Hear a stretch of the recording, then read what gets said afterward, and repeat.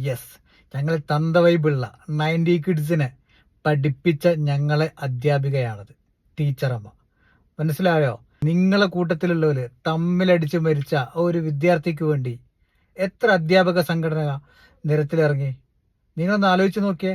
ഒരു ദിവസം സാലറി വൈകുമ്പോഴേക്കും, ശനിയാഴ്ച അവധി ദിവസം ഒഴിവാക്കുമ്പോഴേക്കും സെക്രട്ടേറിയറ്റിലും കലക്ട്രേറ്റിലും ഒക്കെ ആയിട്ട് സമര പരമ്പര നടത്തുന്ന അധ്യാപക സംഘടന എവിടെ അവര്?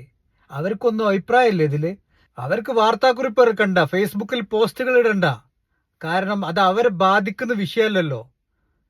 ഇതിലൊക്കെ പ്രതികരിച്ചില്ലെങ്കിൽ പിന്നെ എന്ത് വിഷയത്തിനാ നിങ്ങൾ പ്രതികരിക്കുക? ഇതൊക്കെ പൊതുസമൂഹം കാണുന്നുണ്ട്. 100% കേരള ജനങ്ങൾ പറയാൻ ആഗ്രഹിച്ച കാര്യങ്ങളാണ് ഞങ്ങളെ ടീച്ചറമ്മ ഇന്ന് വിളിച്ചു പറഞ്ഞത്. അതേപോലെ ഇന്നത്തെ ന്യൂജൻ വിദ്യാർത്ഥികളെ പഠിപ്പിക്കുന്ന അധ്യാപകരും മുന്നിട്ട് വരണം. നിങ്ങളുടെ ഭയം വെടിഞ്ഞ് നിങ്ങൾ മുന്നോട്ട് വരണം. നിങ്ങളുടെ കൂടെ ഞങ്ങളുണ്ട്. ഇന്ന് ഞങ്ങളെ ടീച്ചറമ്മ പറഞ്ഞ 1-2 കാര്യങ്ങൾ, ബാലാവകാശ നിയമം, അതൊക്കെ പൊളിച്ചെഴുതേണ്ട സമയം അതിക്രമിച്ചു കൂട്ടരെ. ഒന്നും ഒരു കുട്ടിയെ നോക്കിക്കൂടാ, കണ്ണുരുട്ടിക്കൂടാ, ഒന്ന് വടിയെടുത്ത് പേടിപ്പിച്ചൂടാ. എല്ലാം പ്രശ്നം.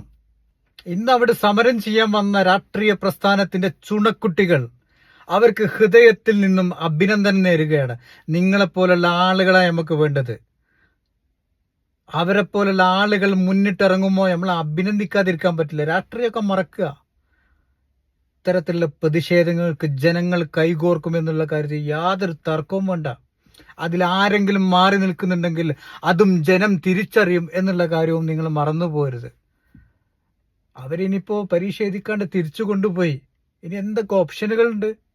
അവർ നിൽക്കുന്ന ജയിലിന്റെ ഉള്ളിൽ കൊണ്ടുപോയിട്ട്, ഹോം കെയറിന്റെ ഉള്ളിൽ കൊണ്ടുപോയിട്ട് പരീക്ഷ എഴുതിക്കാനുള്ള അതിന്റെ നിയമവശങ്ങൾ തേടിക്കൊടുക്കുകയാണ്.